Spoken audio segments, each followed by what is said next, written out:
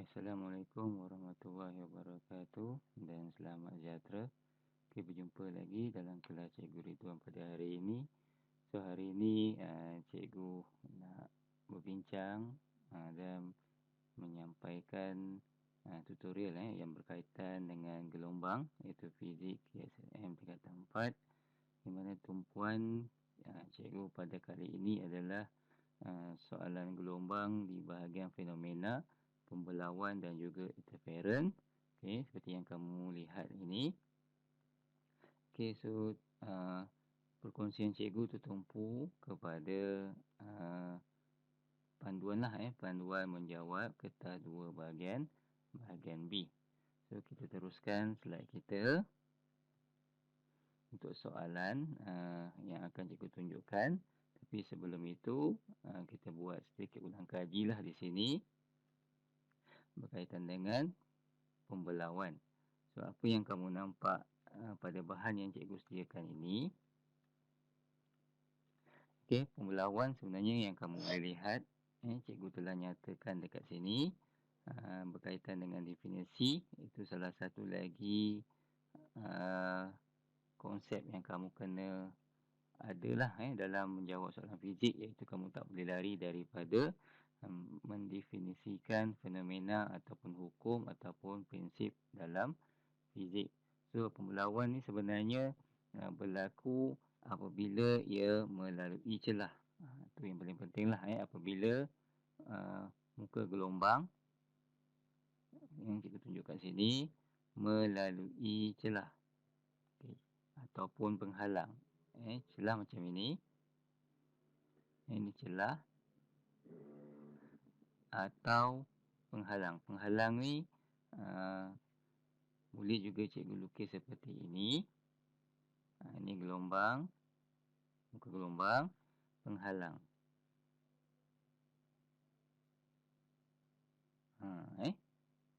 Ini penghalang. So, apakah yang berlaku pada muka gelombang tersebut selepas melalui penghalang ataupun celah? Itu yang didefinisikan oleh pembelauan gelombang ini. Inilah definisinya. Apa yang akan berlaku atau penyebaran gelombang apabila gelombang itu merambat atau melalui satu celah ataupun penghalang. So ini adalah kesan pembelauan ke atas ciri-ciri gelombang. So kita lihat dekat sini, apa yang kita nak tengok adalah yang pertama, panjang gelombang, lambda. So apabila mengalami pembelauan, so tiada berlaku perubahan pada panjang gelombang, maksudnya kekal.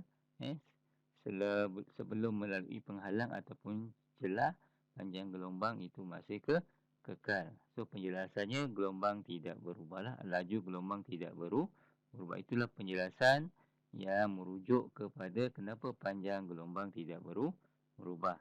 Frekuensi juga tidak berubah.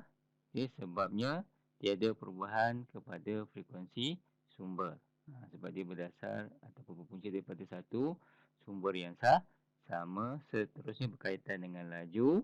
Tadi ni frekuensi simbol dia, laju V sama dengan F lambda. Itu kaitan antara panjang gelombang dengan frekuensi. Juga tiada perubahan. So, sebabnya adalah tiada perubahan pada medium sebelum dan selepas pembelauan. So, jadual ni adalah bagus untuk kamu semasa menjawab soalan kertas 2 bahagian B dan juga kertas 2 bahagian C lah. Bagus untuk kamu ingat. So bahagian ini cikgu ambil dari dalam buku teks tingkatan 4 lah dalam tajuk gelombang. Amplitude. So amplitude akan berkurang. Kesannya kenapa? Tenaga gelombang yang kita gunakan ataupun kesan selepas melalui penghalang ataupun celah tadi.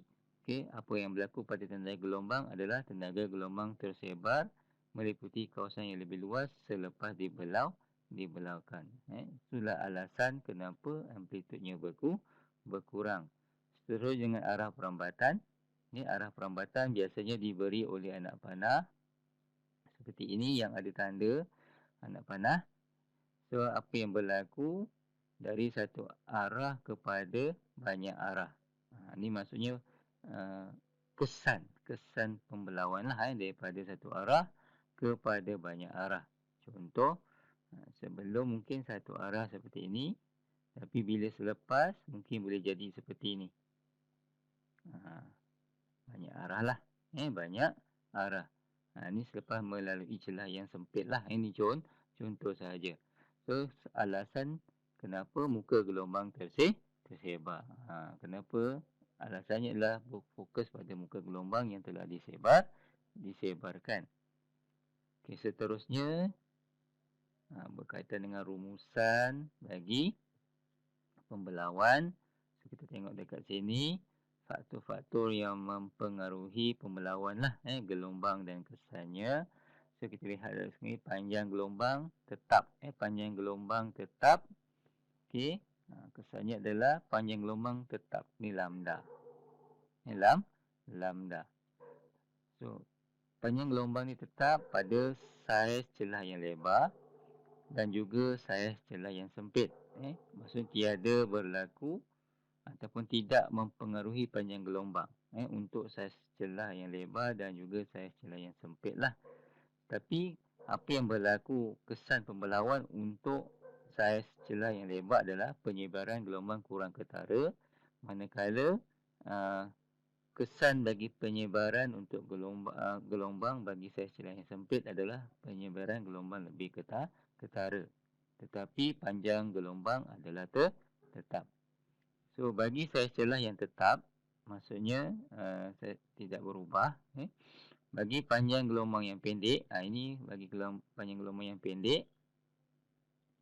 Panjang gelombang yang pendek.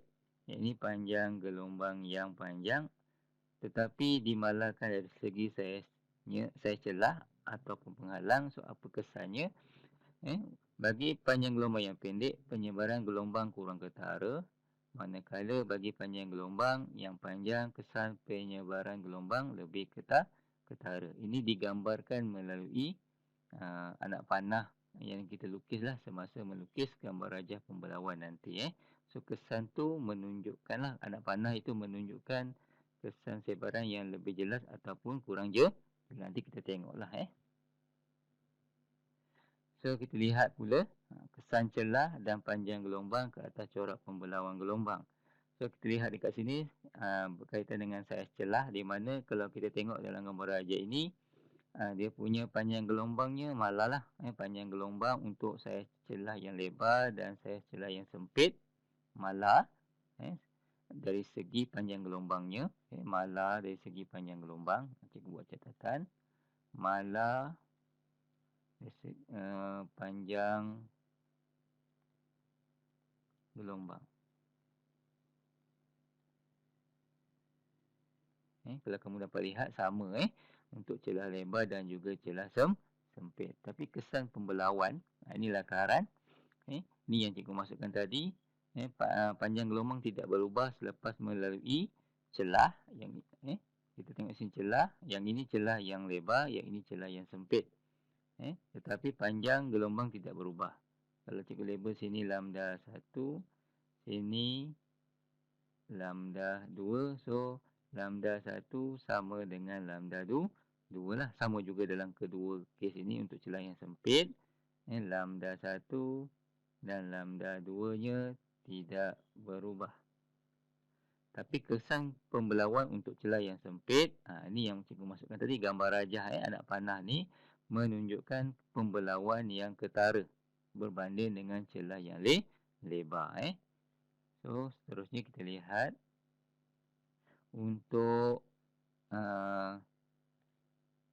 saiz celah yang dimalarkan. Tetapi panjang kes yang pertama ni, kita lihat panjang gelombangnya pendek. Kita ada panjang gelombang yang pendek. Yang kedua ni kita ada panjang gelombang yang panjang. So, apa berlaku untuk gelombang yang pendek dan gelombang yang panjang selepas melalui celah yang dimalarkan? Kamu lihat dekat sini, tidak berlaku sebenarnya, tidak berlaku Kita faham tadi dalam slide yang sebelum ni, tidak berlaku panjang perubahan pada panjang gelombang. Okay, kalau cikgu lukis kat sini. Okay, kalau sini lambda 1, sini lambda 2. So, hubungannya masih sama, tidak berlaku perubahan. Untuk kes yang kedua ni pun sama, lambda 1.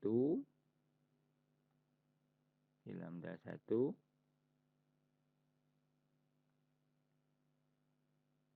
Dan lambda 2 ni masih sama, tidak berlaku pada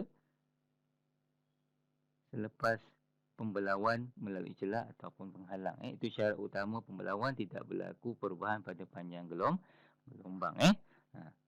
So, kita lihat dekat sini, bagi panjang gelombang yang panjang apabila melalui celah yang dimalarkan, so kesan pembelauannya lebih ketara berbanding dengan gelombang yang pendek apabila dimalarkan dari segi saiz celahnya. So, ini panduan melukis lah. Ini menunjukkan kurangnya kesan pembelauan, tetapi di sini pula menunjukkan kesan ketara pembelauan selepas melalui celah yang kita lihat dekat sinilah. Okay, saya harap pelajar boleh fahamlah apa yang cikgu masukkan. So, kita lihat pada soalan yang pertama. Soalan yang pertama ni menunjukkan fenomena ataupun dekat sini fenomena pembelauan lah. So, kita lihat pada celah ini, celah yang sempit. Yang ini celah yang lebar. Ini adalah celah yang lebar.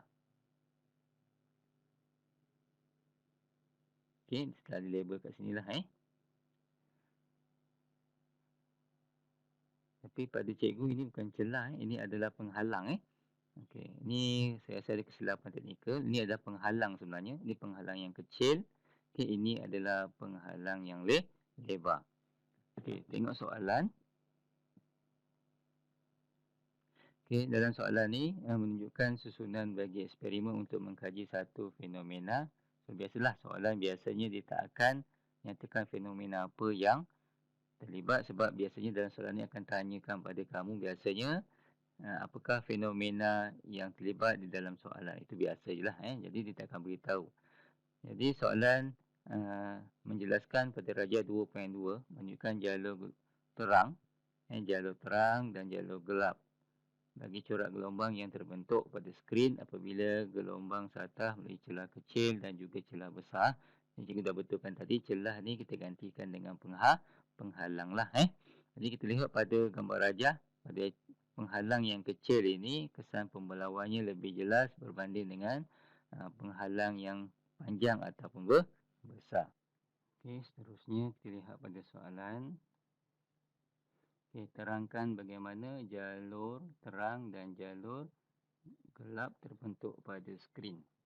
Untuk menjawab soalan ini, cikgu telah lukis siap-siap gambar raja gelombang air yang cikgu lukis seperti dalam buku teks fizik tingkatan 4 muka surat 188 yang cikgu buat kat sini. Cikgu lukis siap-siap, cikgu label siap-siap.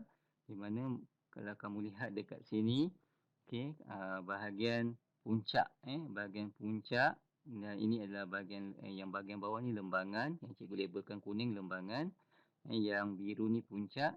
Di mana bahagian puncaknya garis yang selari ni, garis yang selari ni, garis cahaya yang selari ini ditumpukan pada skrin di bahagian bawah tangki riak itu, menjadikan kawasan ini tumpuk cerah lah. Menjadikan kawasan ini tumpuk cerah. Manakala di bahagian lembangan, kawasan ini menjadi tumpuk gelap. Kawasan gelap lah. Kawasan atau tumpuk gelap.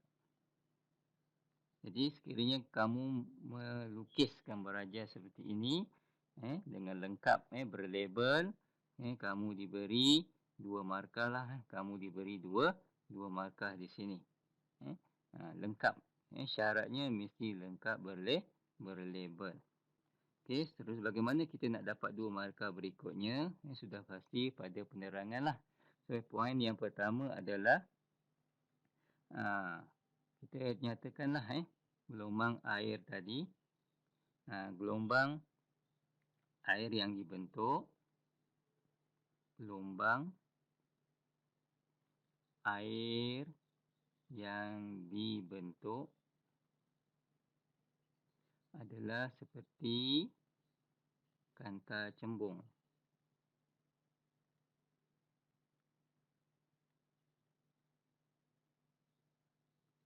Dan kanta cekung. Ini kanta cembung, kawasan ni. Ini kanta cembung. Dan ini kanta cekung lah. Okey, so apa yang berlaku untuk kedua-dua ni? Okey. Kamu buat dalam ayat penuh lah. Kamu buat dalam ayat penuh. Tanpa poin macam ni. Jangan buat macam cikgu ni. Ni cikgu nak tunjukkan saja bagaimana kamu mendapat markah. Okay, so kesannya ini menyebabkan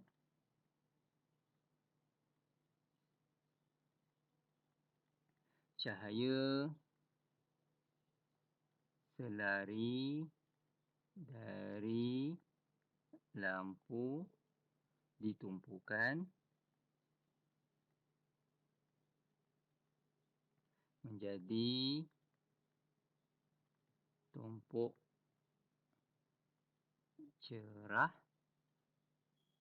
dan dicapahkan menjadi tumpuk gelap. Okay, jadi jelaslah bagaimana tumpuk cerah dan juga tumpuk gelap terbentuk dalam gambar rajah gelombang air di bawah tangki riak. Okey, dapat 4 markah di situ. Okay, seterusnya kita lihat pada soalan yang berikut. Okey, dia kata perhatikan rajah 2.2 bandingkan corak gelombang dan panjang gelombang. Yang pertama bandingkan corak gelombang dan panjang gelombang. Ada 2 poin di situ. Sebelum dan selepas. Sebelum dan selepas gelombang air itu melalui dia kata celah lah. Tadi cikgu cakap tadi ini adalah penghalang. Hubung kaitkan. Tiada lagi. Hubung kaitkan antara saiz celah, corak gelombang dan panjang gelombang. So dekat sini kita lihat dan konseplah sekali konsep fizik yang sesuai. So ada 5 markah lah. Okay, so kita tengok macam mana dapat 5 markah tu. Yang pertama kat mana? Bandingkan corak gelombang dan panjang gelombang sebelum dan selepas gelombang itu melalui celah-celah itu. Hubung kaitkan antara ini yang pertama, saiz celah 1, corak gelombang 2 dan ni 3 lah. Ini yang keempat dan kita bandingkan sebelum dan selepas tu menjadi 5. So 5. So arahnya pun adalah arah tinggi. Okay, yang ni yang kelima lah. Sebenarnya yang pertama lah. Ini yang pertama, yang kedua, ketiga, keempat dan kelima. Boleh je yang mana-mana. Yang penting kamu menjawab soalan. Okay, so macam mana kamu nak jawab? Okay, yang pertama, sebelum tu tengok dulu gambar rajah tadi. Sebelum dilupa. Ni rajah 2.2 lah. Sebelum dan selepas ni. Ini sebelum, ini selepas lah. Ini sebelum, ini selepas. Ini penghalang kecil, ini penghalang besar. Penghalang kecil, pembelauan kesannya lebih jelas. Penghalang yang besar, penghalangnya kurang jelas. Bandingkan panjang gelombang, kita faham sebelum ini. Panjang gelombang, frekuensinya sama. Tapi berbeza dari segi kat sini penyebaran sahajalah kesan pembelauan itu. So kita jawab. So yang pertama ada soalan berkaitan dengan sebelum dan selepas lah. Berkaitan dengan corak gelombang dan juga panjang gelombang. So kita akan jawab sebegini. Yang pertama, cikgu buat dalam bentuk paen supaya mudah kamu lihat. Okey, sebelum melalui celah sebelum ni penghalang lah, sebelum melalui penghalang kecil dan besar,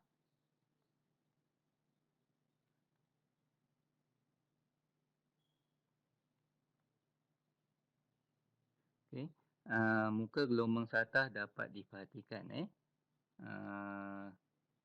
muka gelombang satah diperhatikan. Ni penting ni. Muka gelombang satah kat mana tu? Yang ini garis lurus ni. Di kawasan ni. Ni. Kita dapat bentuk muka gelombang satah kat sini. Iaitu dia membentuk garis lurus. Itu yang pertama. Sebelum melalui penghalang yang besar dan penghalang yang sempit. Okey, poin yang kedua, selepas melalui celah yang besar, selepas melalui penghalang yang besar, selepas melalui penghalang besar,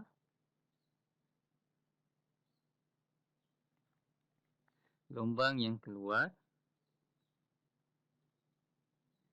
gelombang yang terhasil atau terkeluar dari penghalang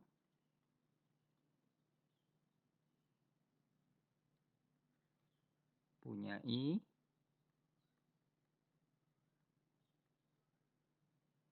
muka gelombang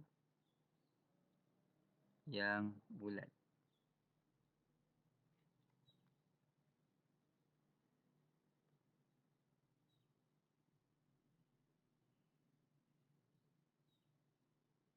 Okey.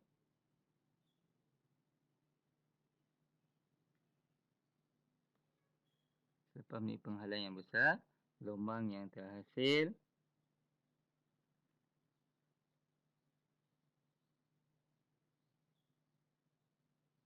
yang bulat lah. Ni yang mana ni?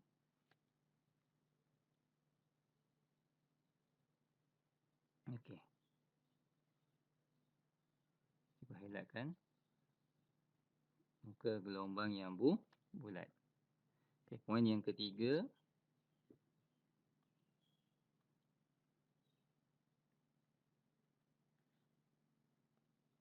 panjang gelombang sebelum dan selepas. Panjang gelombang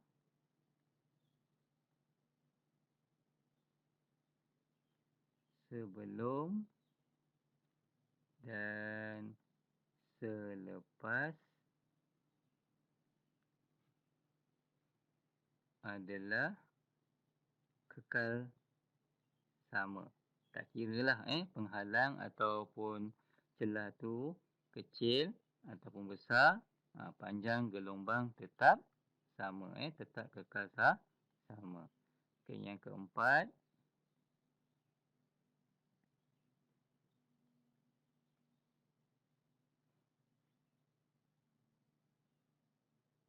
panjang penghalang. Penghalang yang sempit menghasilkan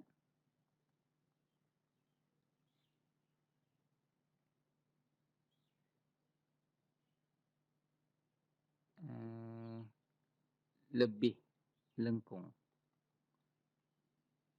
Ni maksudnya kesan pembelauan lebih jelas. Dan yang terakhir,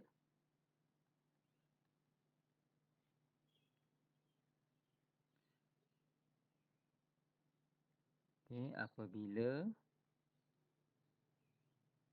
gelombang melalui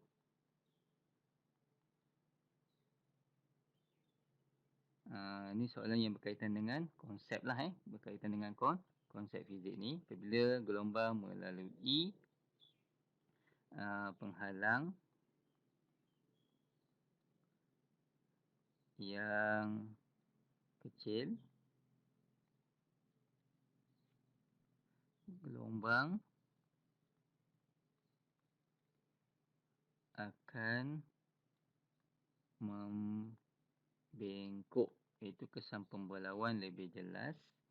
So dia punya hubungan semakin kecil penghalang ataupun celah, semakin besar lengkungan atau bengkok lah di hujung tu, muka gelombang. Semakin besar lengkung atau bengkok gelombang. So menjawab kelima-lima soalan lah. Dan soalan yang terakhir,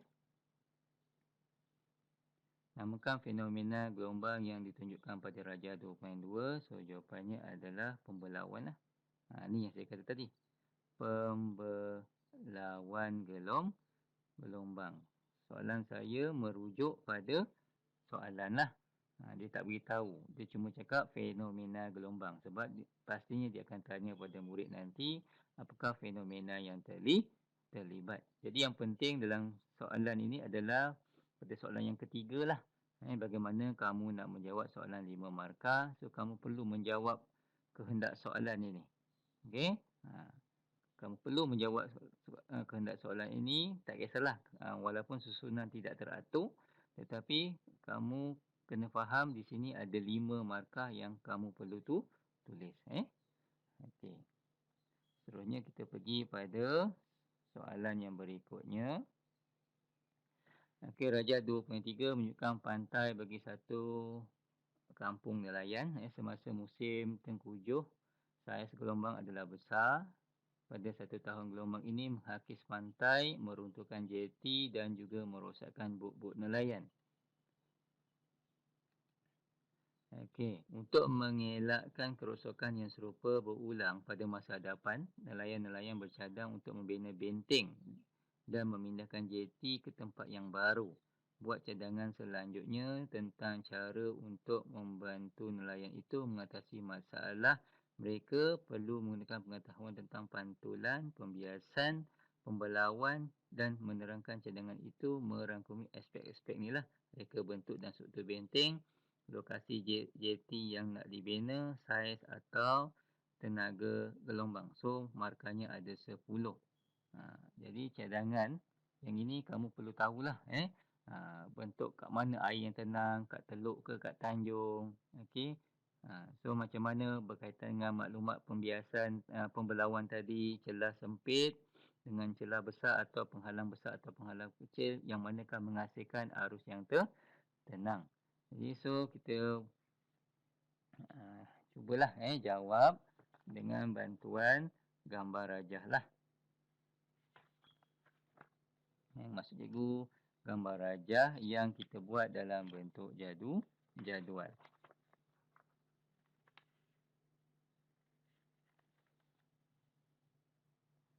Okey, pertama kita buat pengubahsuaian. Ada 2 kolom pengubahsuaian dan juga penerangan.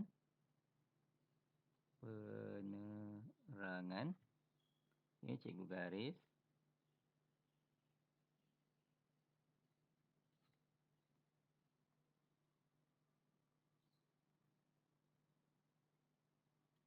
Okey, yang pertama dari segi struktur konkrit lah.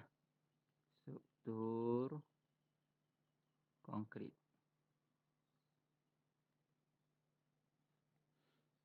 Okey, yang perlu keras dan kukuh. Mesti keras dan kukuh. Okey, alasannya menahan hentaman gelombang.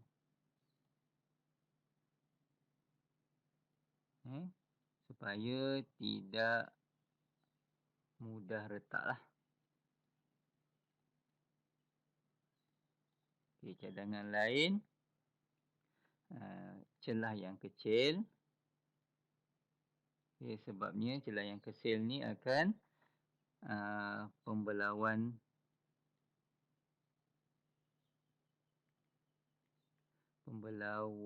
berlaku, amplitude lebih kecil.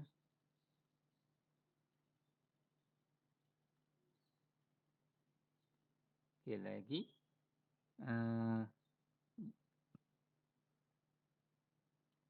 air lebih tenang. Gelombang yang selepas melalui celah itu lebih tenang. Okay, yang ketiga, jeti dibina di kawasan cetek. Okey, kenapa? Okey, gelombang dalam teluk lebih tenang sebab gelombang dalam teluk lebih tenang.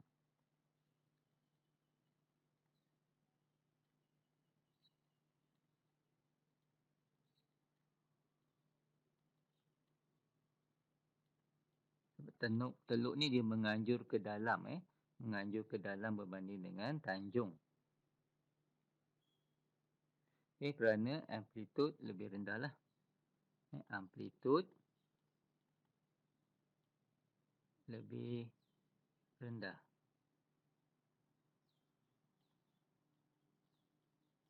Ini kita buat short form. Kemudian dari segi tenaga gelombang mencapah di teluk. Tenaga gelombang mencapah di teluk. Tenaga gelombang mencapah di teluk. Okey, kerana apa? Amplitude dan saiz gelombang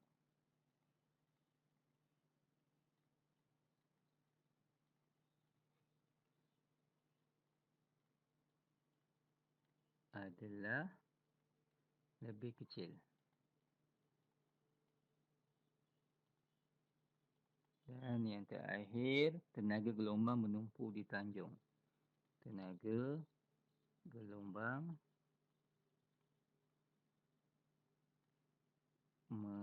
menumpu di tanjung.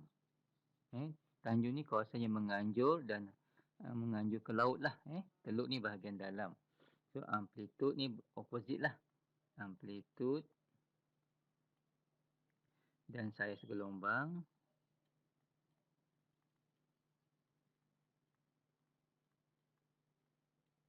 adalah lebih besar lah.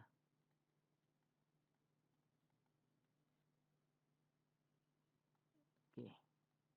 Jadi setiap satu poin di sini, murid akan dapat satu markah. Kat sinilah maksud cikgu. Sini satu, satu, satu, satu, satu, dua, tiga, empat. Ni satu lagi 5. 6, 7, 8, 9 dan juga 10. So cadangan cikgu buat dalam bentuk jadual. Okay, seterusnya kita lihat berkaitan dengan interferon gelombang cahaya. So inilah rupa bentuk interferon gelombang cahaya di mana kita lihat dekat sini corak interferon yang terbentuk pada skrin pada cahaya daripada pen laser setelah melalui selat yang dua celah yang koheren. Apa yang kita nampak dekat sini, superposisi gelombang daripada dua celah menghasilkan corak isteri pada pinggir cerah dan juga pinggir gelap. Interferon membina menghasilkan pinggir cerah, manakala interferon memusnah menghasilkan pinggir gelap. Inilah so kita lihat ni, pinggir cerah dengan pinggir gelap ni jarak pemisah celah yang lebih besar, manakala untuk jarak pemisah yang kecil, pinggir cerah dengan pinggir gelapnya lebih kecil lah. Lebih kecil berbanding dengan jarak pemisah yang lebih besar untuk pinggir cerah dengan juga pinggir gelap. So, kita lihat pada soalan. Rajah menunjukkan uh, pinggir-pinggir merah yang terbentuk dalam eksperimen Dwi Celahyang. Ni warna merah lah. Ni warna merah sebab kita ambil gambar dan kertas soalan pun diputus jadi tak nampak dengan jelas lah. Ni warna merah. So dalam rajah 3.2 menunjukkan pinggir-pinggir hijau. Ni warna hijau. Ni merah. Ni hijau. Okey, yang terbentuk apabila cahaya merah yang mempunyai panjang gelombang 7 kali 10 kuasa 7 meter diganti dengan cahaya hijau yang mempunyai gelombang 5 kali 10 kuasa negatif 7 meter. Ni panjang gelombang masing-masing lah untuk gelombang merah 7, manakala gelombang hijau panjang gelombangnya 5. Okay, soalannya, apakah maksud panjang gelombang? Okey, so perlu diingat dari awal dulu, cikgu dah ajar bagaimana kita memperoleh panjang gelombang. Okey, panjang gelombang kita boleh dapat ukur daripada dua puncak yang berturutan ataupun kita dapat ukur daripada dua lembangan yang berturutan. Macam inilah. Ataupun kita boleh ukur dalam bentuk fasa lah. Fasa puncak dan juga fasa lembangan yang komplit.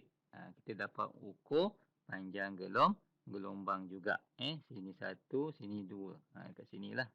Tukar warna. Kat sini. So ada 3 bagaimana kaedah untuk mengukur panjang gelombang. So kat mana cikgu boleh jawab? Okey, cikgu jawab kat sini lah. Ruang kosong. So apakah yang dimaksud dengan panjang gelombang? So panjang gelombang adalah berdasarkan penjelasan cikgu tadi lah. Gelombang ialah jarak antara dua puncak. Jarak antara dua puncak yang berturutan. Okay. Atau lembangan yang berturutan. Atau dua lembangan yang berturutan. Okay, itu definisi berkaitan dengan panjang gelombang. Okay, soalan berikutnya. Berdasarkan rajah 3.1 dan 3.2. Kita tengok ni panjang gelombang dia 7. Ini panjang gelombang dia 5 untuk cahaya merah dan hijau. Okay, bandingkan panjang gelombang. Okay, yang pertama disuruh buat apa? Bandingkan panjang gelombang bagi sumber cahaya yang digunakan. Jarak antara dua pinggir berturutan 2. Kemudian dan jarak antara dua pinggir berturutan bagi cahaya merah dan cahaya hijau 3. Kemudian hubung kaitkan panjang gelombang cahaya dengan jarak panjang gelombang berturutan 4. Dan namakan fenomena gelombang yang terlibat. So ada 4 lah. So kalau kita tengok ni macam 5. Bandingkan panjang gelombang bagi sumber cahaya yang digunakan.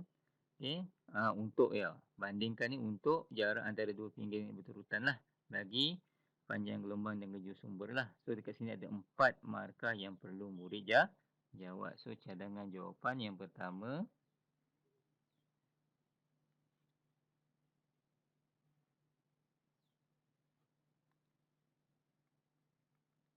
Okey. Panjang gelombang cahaya merah. Panjang gelombang cahaya merah lebih besar dan berbanding cahaya hijau. Itu jelas kamu nampak melalui gambar rajah. Yang kedua, jarak antara dua pinggir berturutan. Jarak antara dua pinggir berturutan yang dibentuk oleh kedua 2 cahaya adalah malar di sepanjang pinggir. Di sepanjang pinggir. Okey, saya highlightkan perkataan malar. Kita tengok gambar rajah. Okey, kita tengok lebih kurang sama. Inilah pinggir yang saya cakap tadi. Ini pinggir cahaya, pinggir cerah dengan pinggir gelap. Kita tengok dia punya samalah, berganding dengan ni pun sama, cahaya merah. Kita tengok pinggir dia, cahaya merah dengan cahaya hijau ni. Lebih kurang samalah, sebab tu kita dapat malar. Okey, poin yang ketiga.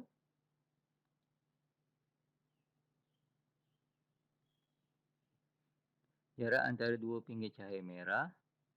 Jarak antara dua pinggir cahaya merah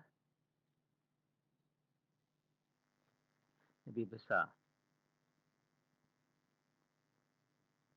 berbanding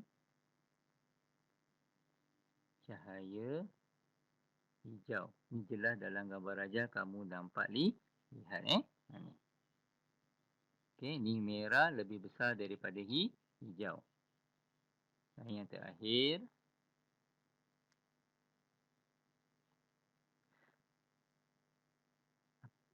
apabila panjang gelombang bertambah, panjang gelombang yang bertambah atau meningkat, jarak antara dua pinggir, jarak antara dua pinggir bertambah. Juga meningkat, dan fenomena yang terlibat adalah interference lah. Interference gelombang. So kat sini kita ada 5. Betul lah seperti yang cikgu highlightkan tadi pun, cikgu dapat 5 tetapi markah cuma 4. So tak apa, lebih tak apa, jangan kurang. Okey, seterusnya kita lihat soalan ni. Apa yang diberi dalam soalan? Dalam soalan, sistem air memancarkan satu gelombang dengan frekuensi dia. Frekuensinya 50 kHz untuk memesan objek yang berada pada 1875 meter di bawah permukaan air. Ini adalah isyarat yang dipaparkan pada osiloskop lah. Okay, soalannya adalah hitungkan laju gelombang. So ini kita dah belajar dulu. Kita ada formula. Okay, D sama dengan V kali T per 2. Sebab dia pergi dan balik. Pergi dan balik. Jadi D boleh rujuk pada kelas cikgu yang sebelum ni lah. Jadi kita masukkan saja formula itu. Okay, V kali dengan masa tadi kita ada 2.5. Dekat sini jarak antara dua pinggir ni, T ni. Kita ada 2.5 per 2. So, V kita dapat 1500 meter per second. Itu adalah laju yang dapat dihitung menggunakan formula ni lah. Seterusnya, panjang gelombang. Kita ada V sama dengan F standar. Kaitan yang kita dah tahu. Kita nak cari V tadi dah ada 1500. Panjang gelombang yang kita nak cari, frekuensi yang kita ada tadi berapa? 50,000. 50 kHz. Iaitu 50,000. Atau kita boleh buat dengan nilai yang sama. 50 kali 10 kuasa 3 Hz. Okey, so bila kita manipulate, F kita akan dapat 0.03 meter ataupun 3 cm lah. Ada dua nilai ni boleh kita tulis lah. sebab ianya setara. Jadi soalan berikutnya, Raja 3.4 menunjukkan sistem komunikasi yang terlibat dalam penghantaran maklumat antara dua lokasi yang jauh. Okey, dua lokasi yang jauh ni. Okey, ini pemancar, yang ini penerima dan jaraknya jauh. Okey, gelombang dipancarkan dari pemancar dan diterima oleh penerima tersebut walau bagaimanapun isyarat yang diterima tidak jelas. Anda dikehendaki memberi beberapa cadangan untuk mereka bentuk satu sistem komunikasi yang dapat menambah baik kualiti penghantaran isyarat. So ini agak susah juga sebab ini adalah aras-aras tinggi, tapi telah diberi panduan jenis gelombang yang dipancarkan, frekuensi gelombang, diameter penerima, kaedah yang terlibat yang membolehkan gelombang itu merambat dalam jarak yang lebih jauh, dan yang terakhir sekali lokasi pemancar dan penerima. Okey, so cikgu jawab dekat sini sajalah. Okay, yang pertama, jenis gelombang yang kita pakai adalah gelombang mikro. Gelombang mikro. So sebabnya boleh menembusi lapisan, boleh menembusi lapisan atmosfera. Jadi kamu kena hafal lah julat gelombang mikro berapa, dan sifat gelombang mikro ni boleh menembusi lapisan atmosfera. So frekuensi yang kita perlukan adalah frekuensi yang tinggi. Kenapa? Lebih bertenaga. Lebih bertenaga dan bergerak dengan lebih jauh, dan bergerak lebih jauh. Ni kamu buat dalam bentuk jadual jugalah, dalam bentuk jadual juga seperti ni. Modifikasi dan juga alasan. Modifikasi, contoh gelombang mikro sebabnya boleh menembusi lapisan atmosfera. Frekuensi yang tinggi sebabnya lebih bertenaga dan boleh bergerak dengan lebih jauh. Dan diameter lebih besar juga sebabnya memerangkap lebih banyak isyarat. Lebih banyak isyarat terperangkap. Dan kaedah yang terlibat membolehkan gelombang itu merambat dengan jarak yang jauh adalah stesen. Gunakan stesen geganti. Ini kaedah dia lah. Stesen geganti adalah kaedah yang digunakan, geganti, sebabnya menguatkan isyarat. Okey, yang paling mudah ni sebenarnya contohnya Wi-Fi. Wi-Fi yang kita gunakan sebagai isyarat internet di rumah. Okay, apabila melebihi ataupun melibatkan jarak yang jauh di antara komputer sebagai penerima isyarat internet dan pemancar daripada router yang mengeluarkan isyarat internet, perlu ada satu lagi router lah untuk menguatkan isyarat sebelum diterima daripada komputer yang hendak digunakan. Itu antara kaedah lah yang dekat yang kita boleh faham. So kita gunakan isyarat. Kaedah yang kita pakai ni adalah stesen geganti. Lokasi pemancar dan penerima diletakkan di atas bukit lah. Letakkan di atas bukit. Okay, sebabnya tiada halangan. Sebabnya adalah tiada halangan. Jadi sekian sajalah perkongsian cikgu pada hari ini. Okey, bagi soalan yang aras tinggi, kita cuba jawab dengan yang terbaiklah berdasarkan latihan yang hari ini. Mana-mana poin yang perlu kamu ingat, contohnya dalam telekomunikasi pemancar gelombang ini adalah poin-poin yang cikgu sarankan kamu ingatlah. Dan jawapan ini kamu boleh recycle untuk soalan-soalan lain yang hampir sama. Okey, sekian saja. Assalamualaikum warahmatullahi wabarakatuh.